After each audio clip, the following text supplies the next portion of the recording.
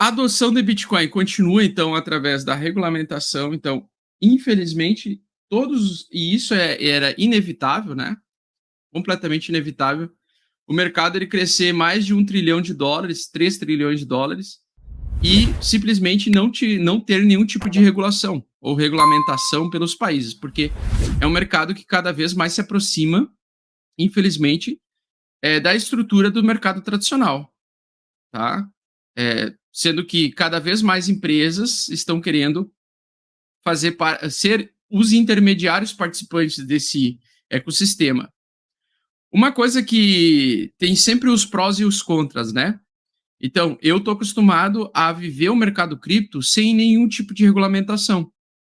Então, para quem está no mercado há 5, 6 anos ou mais, a gente pode sofrer um pouquinho em aceitar isso, ou entender, ou não querer a regulamentação, mas é inevitável que, cara, até 2013, até 2012, 2013, antes de surgirem algumas corretoras para fazerem negociações de criptomoedas, que não deixam de ser alguns intermediários, né, pois elas detêm a posse dos ativos, desses criptoativos de diversos clientes, então não deixa de ser um intermediário, uma corretora, mas até lá era difícil comprar Bitcoin. O Bitcoin era muito forte no P2P, mas não era acessível para todos, né?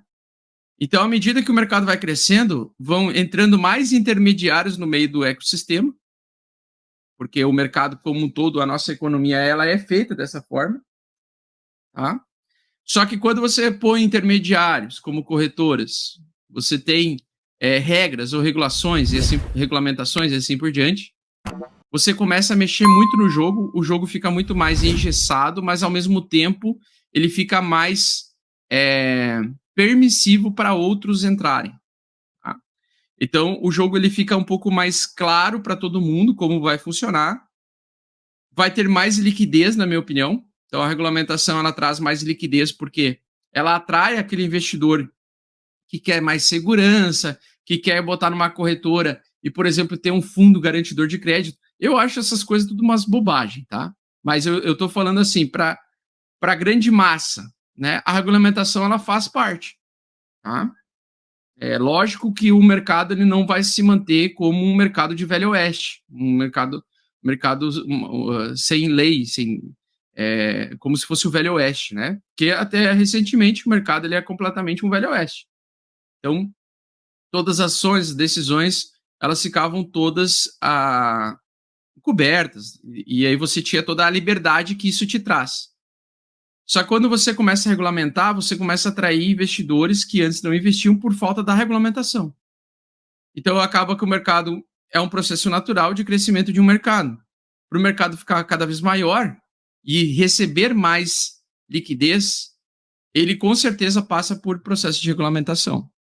Quando eu estava em Dubai no ano passado, foi o país assim que mais eu vi pró-cripto, mais aberto a criptos que eu já visitei. Eu sei que tem El Salvador hoje é unanimidade no mundo, é onde o país está recebendo vários investidores de criptografia e é onde muitas pessoas têm interesse em investir lá, mas o que vai se passar agora, que na minha opinião vai evoluir para esse ano, é uma regulamentação completa do mercado cripto no mais diversa quantidade de países. Então, vários países vão regulamentar as criptos, já está acontecendo aqui no Brasil, já está em Dubai também. O próprio o Biden aí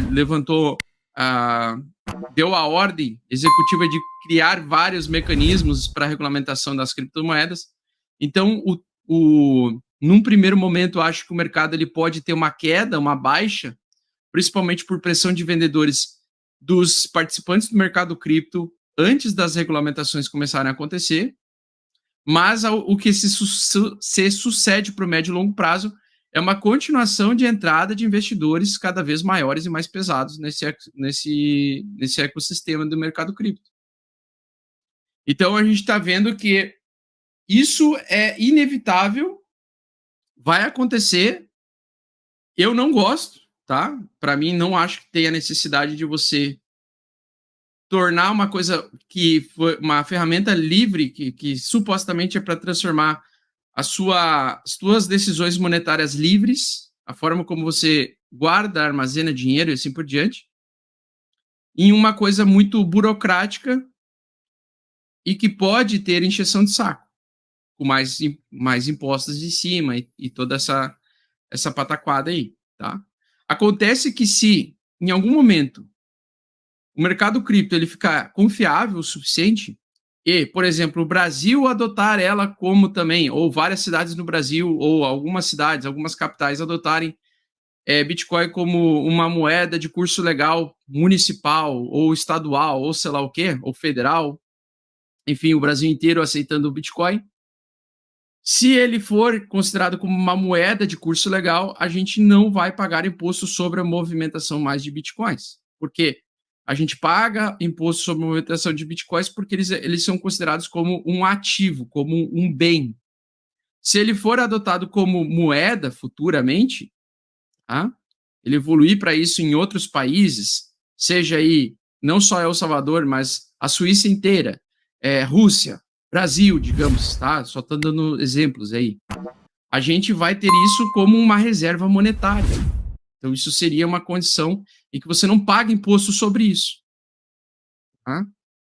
Isso seria, na minha opinião, uma evolução. A gente poderia ter o direito de usar como nossa moeda, como nosso bem, ao mesmo tempo, e a gente não precisa utilizar isso como, provar isso como se fosse um ativo, como se fosse, por exemplo, porque hoje o Bitcoin, o comportamento do imposto que a gente paga é sobre ganho de capital, ou seja, sobre um ativo especulativo, ou um bem como se fosse um carro, uma casa. Então, eu tenho um carro, eu tenho uma casa, eu tenho Bitcoin. Bitcoin se valorizou, meu carro se desvalorizou e a casa se valorizou. Então, se a casa valorizou e eu vender mais caro do que eu comprei, eu vou ter que pagar 15%, que é a diferença do valor. Agora, se ele funcionasse como um meio de troca, um bem, como um bem monetário, por exemplo, como uma moeda, então se Bitcoin fosse adotado como curso legal no Brasil futuramente, a gente não precisaria pagar imposto, porque a gente poderia utilizar para pagar as nossas contas utilizando Bitcoin, como se fosse o real. A gente não paga imposto sobre o real, certo? Bom, então isso é um processo natural para a gente ver o mercado continuar evoluindo.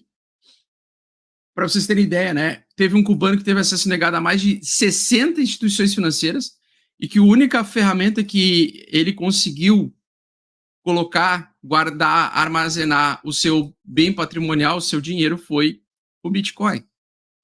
E o Bitcoin ele vai cumprir cada vez mais esse papel, sendo regulamentado ou não, em diversos países.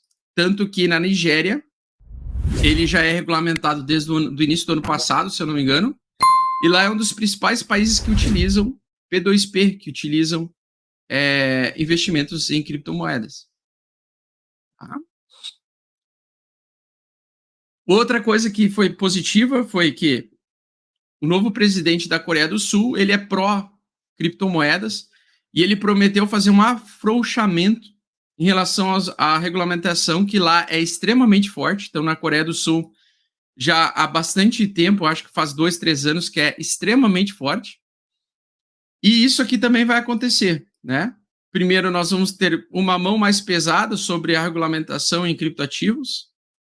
E eu acredito, né, que podemos ter dentro de líderes, alguns líderes políticos que podem surgir ao longo dos próximos anos, essa aceitação pró-Bitcoin ou pró-criptomoedas, revisitando sempre essas regulamentações.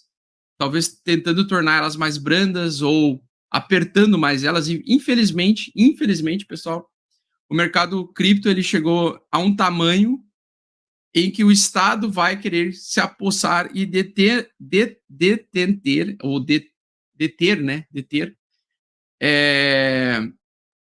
as informações do que as pessoas estão utilizando esses ativos. Porque são trocas de valores internacionais. Tá? E é inevitável. Né? Não tem o que fazer. Não tem. Somente se surgir um outro tipo de ferramenta que supostamente pode ser, por exemplo, um novo Bitcoin, uma nova forma de você fazer movimentações sem ser dentro desses ambientes regulamentados. E que pode acontecer, pode surgir outra ferramenta aí futura que pode fazer justamente esse papel de novo, de fazer trocas, sem necessariamente passar por um controle governamental.